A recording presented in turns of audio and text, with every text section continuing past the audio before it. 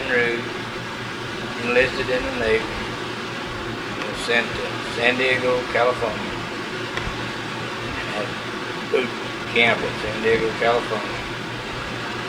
Police boot camp. I went to Camp 8, which is about 20 miles away, and had amphibious frogman training for small landing crafts. So when school finished, I was assigned to the aircraft carrier escort, USS Mindor CV 120. Do you have a picture of is it an aircraft carrier? Yes, I do. Will you show it to us?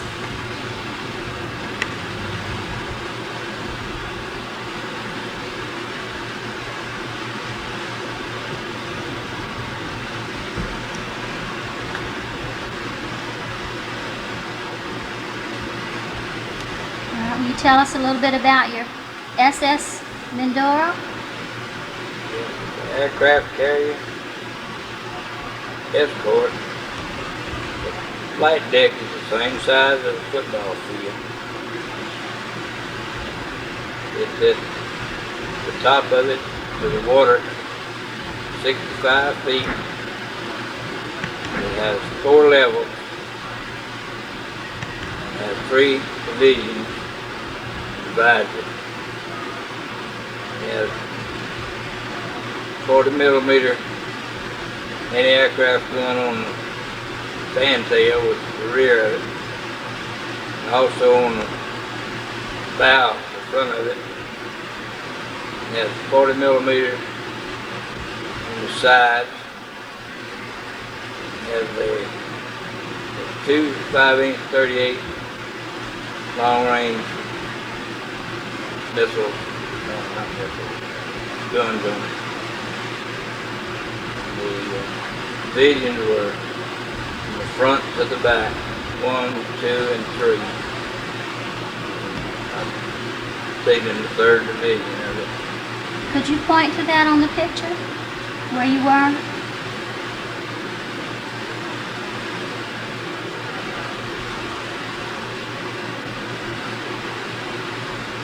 That's the fantail for the 3rd division in front of it. Did you? Get to the 2nd division, up to the front. The flight deck on top. The next deck down was a hangar where the planes were stored in. Under that were compartments for officers. The officers had 1 level, and all enlisted men had the next level down. And under that was where they stored the food, whatever. Do you have any remembrances about carrying food when the sea was very rough one time? Very well. Can you tell us about that? I'd never been seasick until we rode a typhoon out. Do you remember where it was?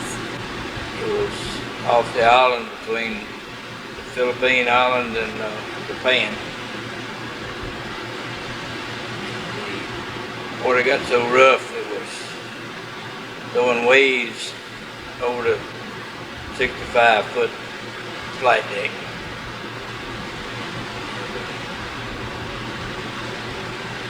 Everybody trying to eat. All the plates were sliding one side of the ship, the other side of the ship. The ship was almost looking down on the waves when it rolled up. We were in a work party carrying groceries from double bottom up to for the cooks. And the warrant officer was in charge of the work detail. I really got sick. In fact, the warrant officer was coming down and I was going up. And I took cramps and whatever. And I'd hold my hand over my mouth. He took his hat off, scratched his head, and it was right in front of me. I had my hand over my mouth and I couldn't talk. He said, get back down in that double bottom and get them boxes. Come on up here. I'm trying to say I couldn't. I took my hand off my mouth and I threw up in his hat. And he got out of my way and let me get on up and try to get well. But that was the first time and the only time I was ever seasick. And your ship patrolled the Pacific? My ship was in the South Pacific and the Atlantic, Caribbean, and the only time that I went off the ship other than the States was at Guantanamo Bay, Cuba.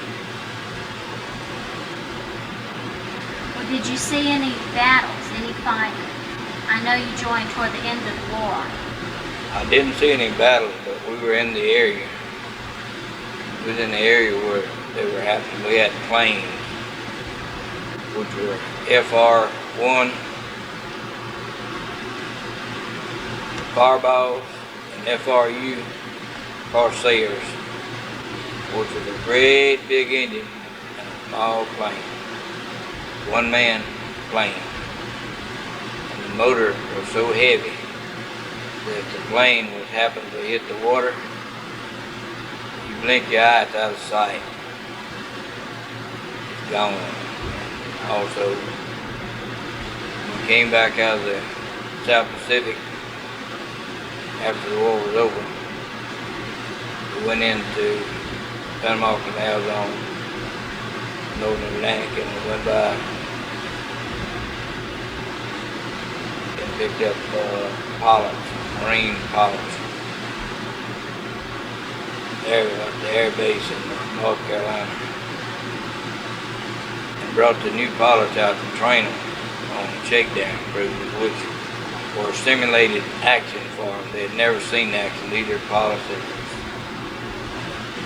Is that what shakedown means? The training? What is shakedown? Shakedown means train as if you were in battle. And these pilots were to train as if they were in battle. And they actually had more accidents and more pilots and more lanes on the shakedown cruises because of the inexperience of the pilots, not used to landing on the land, and when they come into land on the ship, it will be rolling right or left, and the plane only had a short distance to sit down and had a hook on their tail where they caught a cable, and it was hooked to two big long springs which pulled it to a stop. And also they could shoot the planes off the same way as they landed. And unless they came in just right, they had a problem. Some of the problem was they'd come in and clip a wing on the foretop, which is the side of the ship. It goes up and got the radar and stuff on it. And it clipped the wing off, which made the plane heavy on one side. And every time he tried to land, the heavy wing would dip down and he'd have to run off, start again. It did damage to the planes and the men? Or? One of the particular things that happened was one of the planes that got the wing knocked off could not land, so he got up almost out of sight in the sky and he bailed out of his plane, and he undoubtedly didn't want to tangle up in his chute when he hit the water, so he was going to hold on to it and pull his ripcord. But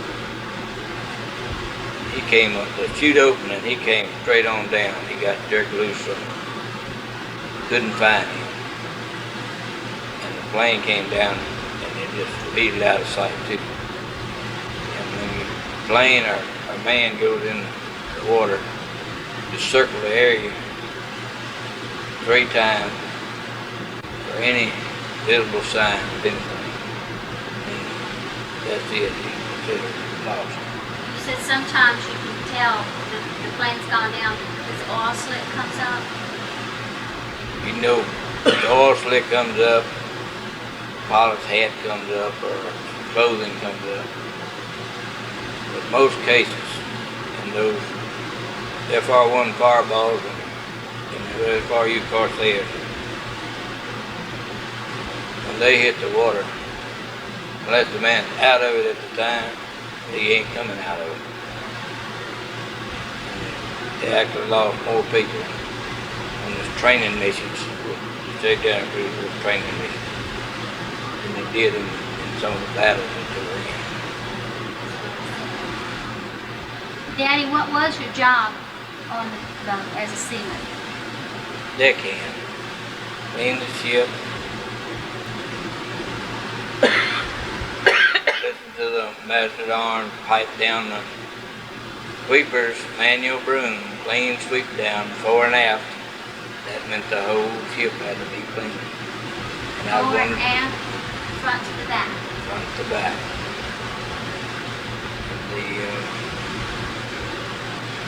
Just keeping it clean, and when you weren't doing anything else, they'd have a little cleaning and painting job that assigned people to do. How many men did your ship hold, or did the average aircraft carry? Of course, the owner of the ship was approximately 900 sailors and 150 Marines, plus the officers. And at that time, the officers all had orderlies.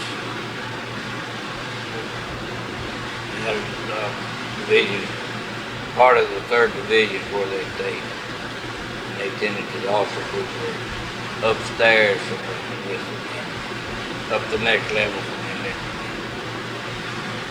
Did you ever have any escapades, like you took a double dare or something on the ship? Lots of them, lots of them. What's the one that you remember distinctly? The one I remember well is that we were standing on the fantail. And the fantail is at the back of the boat? Fantail is the back of the boat. And it all had some grapefruit juice and some alcohol we stole out of the torpedoes.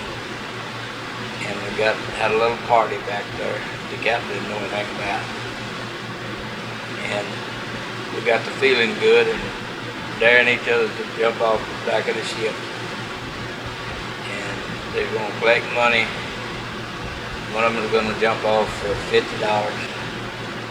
And he couldn't get $50. So one was going to jump for 40 and he couldn't get 40. So they got up about $21, I think it was. And I said, I'll do it for that. And I got up there, and just as I got up there, the boat rocked. The wind was blowing. And I looked down and I changed my mind. I didn't want to do it. But I'd overbalanced and I had to do it. So to the jump, I dove head first. And I put my hand over my head to protect my head when I hit the water. It still felt like a ball bat hit me. And I went down, down, down. And when I started up, I was trying to hold my breath. But I couldn't. Let it out and I drank a little seawater. Still wasn't back up to the top. I drank a little seawater again. Then I got to the top. I tried to spit some of that seawater out.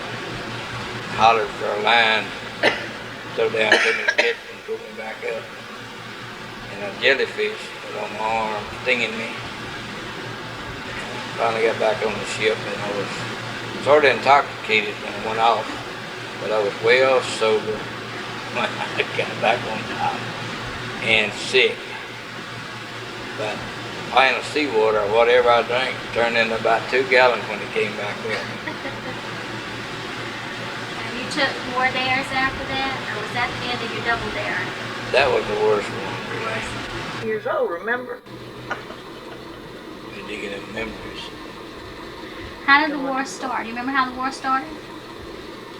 Not really.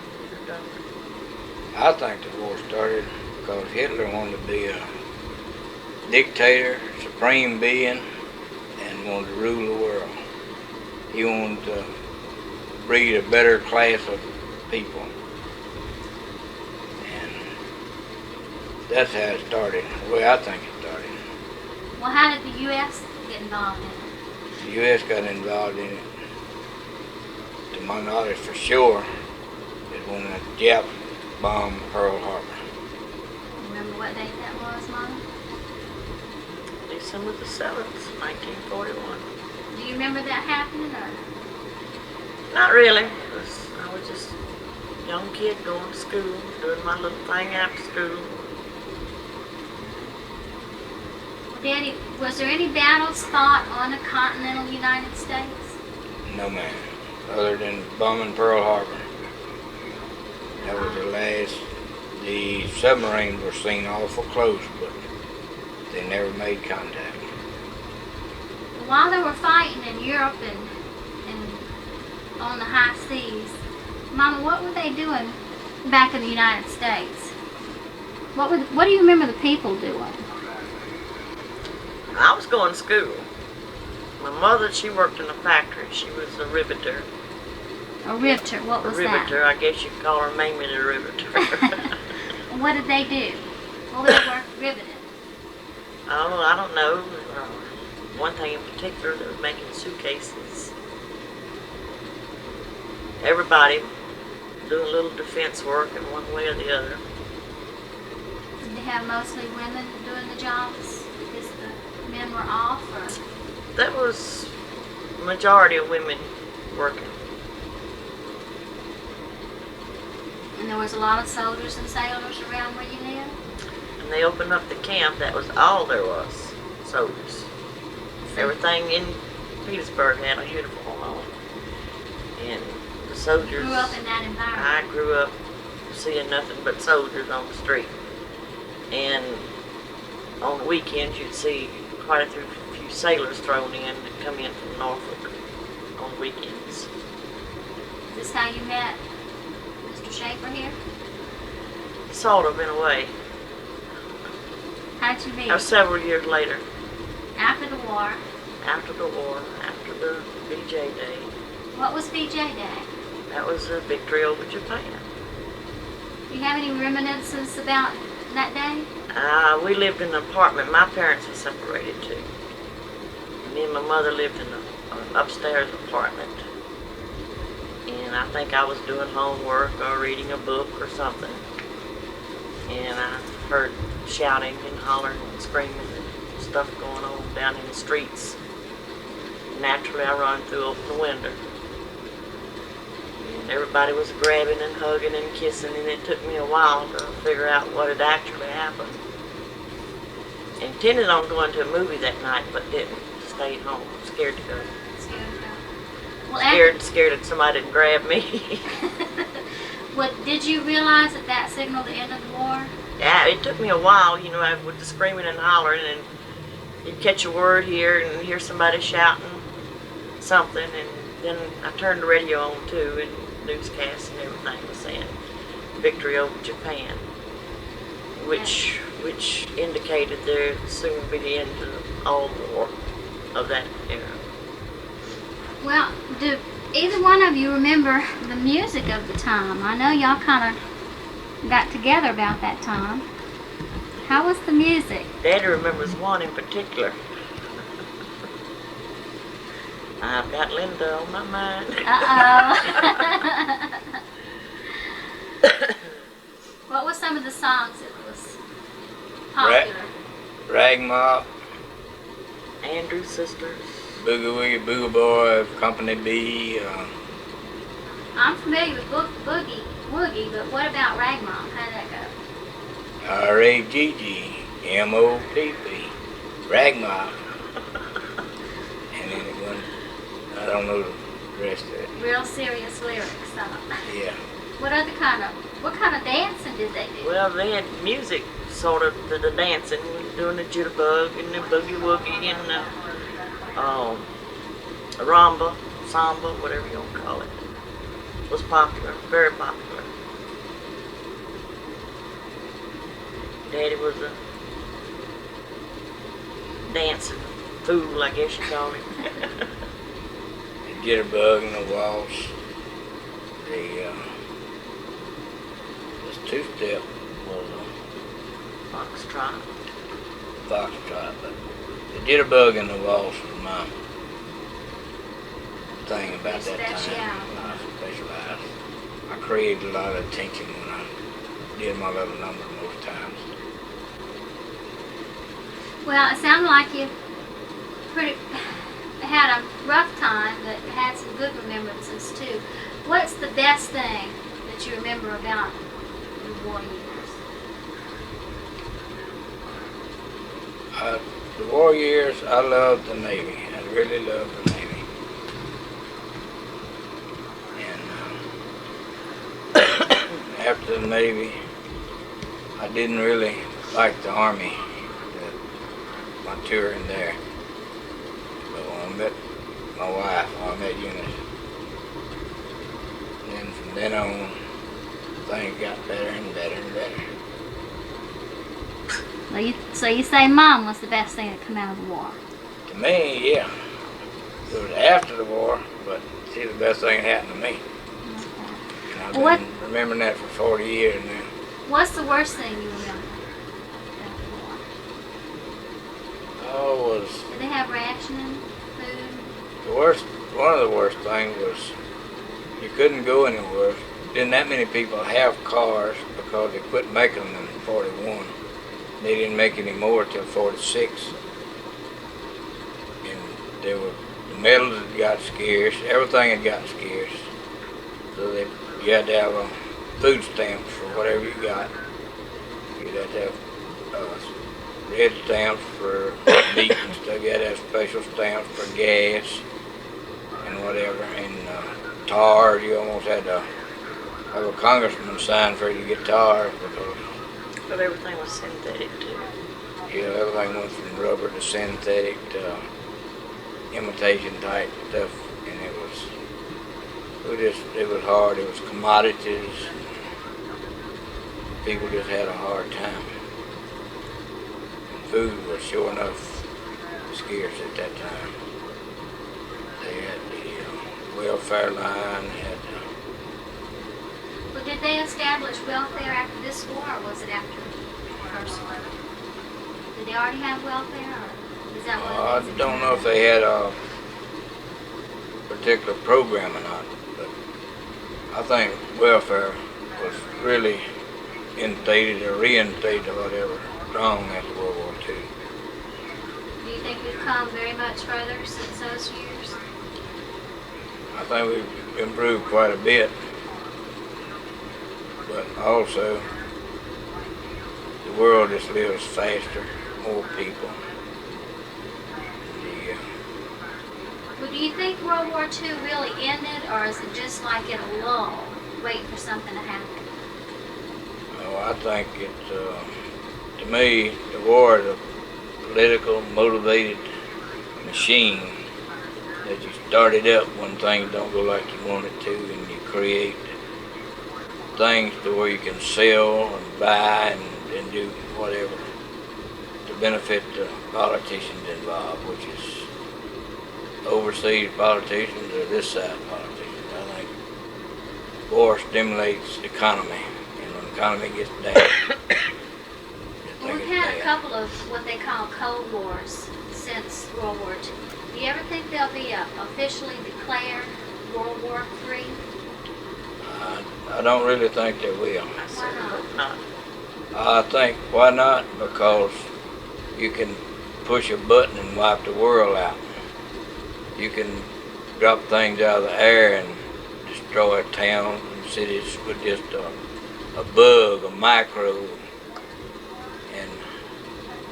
And people know this.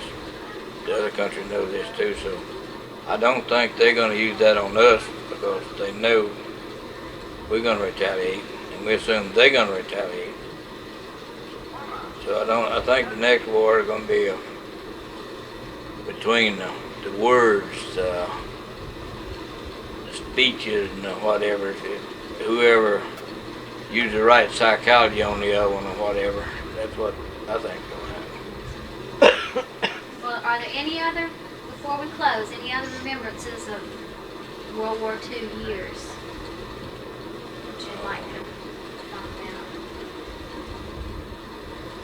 Well, I just remember I was young, aggressive, a little bit mean sometimes, and a rebel.